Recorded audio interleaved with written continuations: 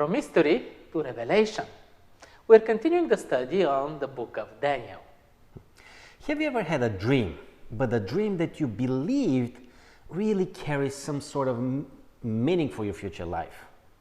We're in chapter 2 in the book of Daniel, and the first prophecy is just about to be revealed. In the introduction to the lesson, there is an analogy about a phenomenon where you can see smaller pieces of icebergs moving in one direction, while bigger icebergs are moving in the opposite direction right at the same time. One blown by the winds, and the others taken by the current of the oceans.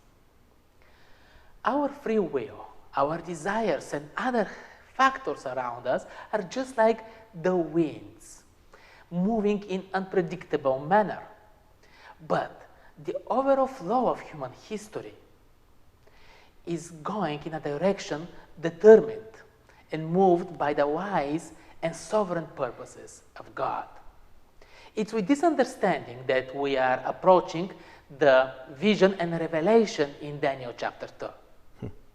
King Nebuchadnezzar had a dream that has really disturbed his thoughts and his emotions deeply. However, he did not remember the story of his dream. So when you're in power, you can demand answers. And he asks his magi to deliver the story of his dream and, of course, its interpretation. Since they're not able to do so, he commands that they are executed. Now, Daniel and his friends were recent graduates from the training they went through, and they were already working as officials in the royal court. They were under the same threat. The king appeared to be anxious and unforgiving, and his subordinates helpless and doomed to die. And such an atrocity was not even a common event for the old ancient empire reality. Daniel believed that God knows everything and that he can reveal the dream to him. He only asked the king for a little bit more time, and he turned to God in prayer. The lesson talks about the immanence of God. Why is God looking for interaction with Nebuchadnezzar? Why is he so involved with his creation? What is he trying to reveal? There is a dream, but the king forgets it. No one can solve this problem, no human being, but Daniel knows who can and who to ask. Does God hear our prayers?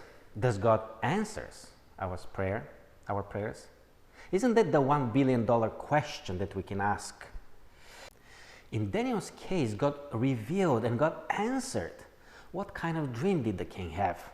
The prophet was given a glimpse into the private and personal life of another man, something that only God can do. We don't have the ability to get in somebody else's mind, nor we have the ability to insert some thoughts or even dreams in their brains. God somehow has an access in there. And not only that, but the dream was revealing that God knows the future. He knows the history of things to happen. So, as much as God is into the small, minute things in this world, like being in the head and the thoughts of King Nebuchadnezzar, He's also in power of the big picture of things. I'm trying to imagine the burst of emotions overwhelming Daniel when God starts talking back to him, revealing the content of the dream, then the meaning. First, the bare presence of God, feeling that He hears his prayers, that He cares, that he is not going to die. But not only that, He will also be an instrument to transmit a very important message, resolving an unresolvable situation. Then the fact that you have seen the future starts sinking in. I can't grasp all that. But Daniel turns back to God and he prays Him, he thanks Him with all his heart. Daniel appears before the king and lays down before him the dream, a dream of a statue made by different materials, different metals, going from the head down to the feet. Each section of the body with its corresponding metal represents different empire and different kingdom through the history. Starting with Babylon being the head of the statue, going to the chest representing Middle Persia, and then the iron hips and iron legs representing Rome, and this iron at the end mixed with clay representing the European kingdoms divided. It's a huge dream. It's an apocalyptic prophecy with literal predictions. Of course, the king didn't know what kind of kingdoms, what kind of empires will come after him, but clearly he got the idea and the message that what he's working for and the legacy that he's building is not going to last much longer after he's gone.